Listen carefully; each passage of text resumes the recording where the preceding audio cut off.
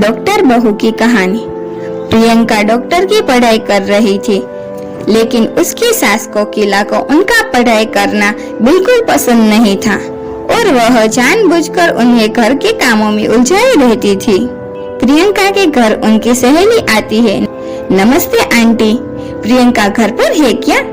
सास: क्यों, कौन है तू और तुझे क्या काम है मेरी बहू से? जी, मैं उनकी सहेली नीलम हूँ। कल उसका एग्जाम है ना, और उसने मुझसे कुछ किताबें पढ़ने के लिए मंगाई थी, वही देने आई हूँ। अच्छा, तू है नीलम जो सारा दिन फोन पर मेरी बहू के कान भरती रहती है। देख लड़की, अगर आज के बाद तूने मेरी बहू को उल्टी सीधी बात पढ़ाई तो मुझसे बुरा कोई नहीं होगा। अरे खबरदार, अगर आज के बाद तूने मेरी बहू को फोन किया और दोबारा इस घर में दिखाई दी है। अरे माँ जी, पता नहीं आप किस जमाने की औरत है, मैं तो सिर्फ आपकी बहू की मदद करना चाहती थी, लेकिन क्या करे, बेचारी की किस्मत ही टूटी है, उसे आप जैसी सास मिली है। ठीक है, जाती हूँ मैं। बढ़िया आई, मुझे भाषण देने वाली तेरे जैसी बहुत देखी है मैंने। शाम को प्रियंका अपने पति के साथ घर आती है। प्रियंका: माँ जी, मेरी बहन नीलम घर पर आई थी क्या? माँ जी बोली: अरे बड़ी बदतमीज है तेरी सहेली, औरों से बात करने का ढंग भी नहीं है, उसे तो मैंने बड़े बड़े ताने सुनाकर भगा दिया। डॉक्टर बहू: अरे भगवान, अब क्या होगा, कल मेरा एग्जाम है। सास कोकिला: अरे तेरी यह बेकार की पढ़ाई में क्या रखा है? बड़ी आई डॉक्टर बनने, चुपचाप घर के कामों में ध्यान दे। सास कोकिला: कल मेरी कुछ सहेलियां घर पर आ रही है, इनकी खातिरदारी में कोई कमी नहीं रहनी चाहिए। बहू: जी माँ जी। प्रियंका के साथ मुंह फुलाकर वहाँ से चली जाती है। अगले दिन का पूरा समय प्रियंका का सास की सहेलियों के खातिरदारी में और घर के काम में बीत जाता है और प्रियंका एग्जाम नहीं दे पाती है। उस रात प्रियंका अपने पति करण को सारी बात बताती है।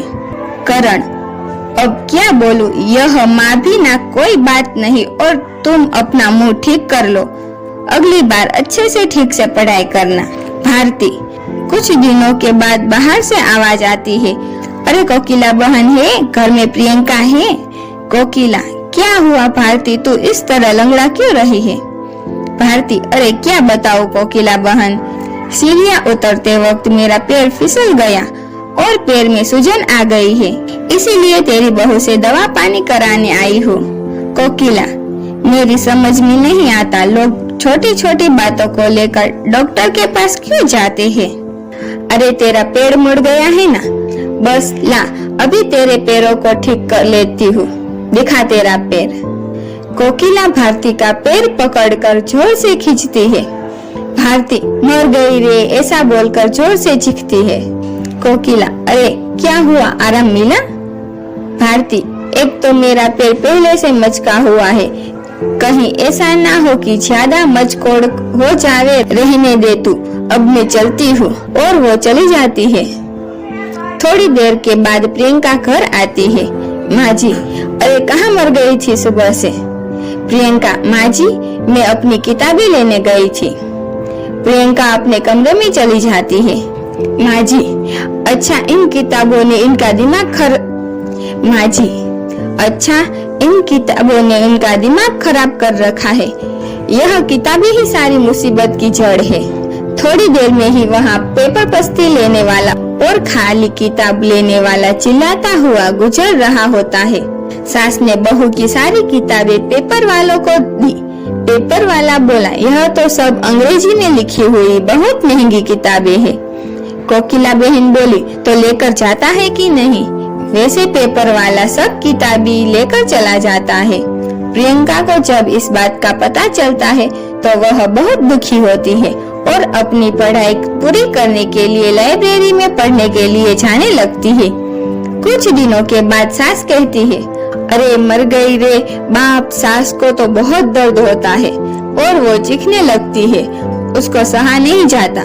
बेटा करण, क्या हुआ माँ, तुम्हारी तबीयत बिगड़ती जा रही है, वह बंगाली बाबा की दवाई नहीं लाई? माँ कोकिला: अरे नाम मत ले उस ठगी का, वह खुद का उपचार ही नहीं कर सकता, मेरा क्या खाक करेगा। बेटा करण, बेटा ठीक है ना? मैं प्रियंका को फोन करके बुलाता हूँ। प्रियंका लाइब्रेरी में बैठे हुए पढ़ रही होती है, तभी उनके पति करण का फोन आता है। प्रियंका, जी बोलिए जी। करण, माँ की तबीयत ठीक नहीं है, जल्दी घर पर आ जाओ। प्रियंका, जी मैं अभी आती हूँ। थोड़ी देर बाद प्रियंका घर पहुँचती है और कहती है, क्या हुआ माँ जी? हाँ, बहुत बड़ा बुखार है। प्रियंका, फिक्र न करो माँ जी, आप मुझे एक बार चेकअप करने दीजिए, सब ठीक हो जाएगा। माँ जी, अच्छा ठीक है, बहू जैसी तेरी मर्जी। प्रियंका कोकिला का चेकअप करती है। फिक्र न करे माँ जी, आपकी बीमारी समय रहते पता चल गई है, ठीक हो जाएगी। अगर थोड़े दिन गुजर जाते तो इन्फेक्शन ज्यादा फैल जाता और लेने के देने पड़ जाते। प्रियंका अपनी सास को एक इंजेक्शन लगा देती है और कुछ खुद दवाइयाँ खाने के लिए दे देती है। प्रियंका, अब आप एकदम ठीक हो जाएगी। कुछ दिनों के बाद कोकिला पूरी तरह ठीक हो जाती है। अपनी बहू के साथ किए गए बुरे बर्ताव से कोकिला को बहुत पछतावा और शर्मिंदा महसूस होती है। वह अपनी गलती का पश्चाताप करने के लिए अपनी बहू को उसकी किताबें लाकर देती है। सास कोकिला, मुझे माफ कर दे बहू, अगर तू सही वक्त पर मेरा इलाज नहीं करती तो पता नहीं क्या होता। माँ जी, आप एक ऐसी बातें कर रही है, मैंने जो किया वह तो बहू होने के नाते मेरा फर्ज था। हेलो दोस्तों, अगर आपने मेरी चैनल को अभी तक सब्सक्राइब नहीं किया तो जल्दी से जाके सब्सक्राइब कीजिए और आगे शेयर करें और लाइक करें।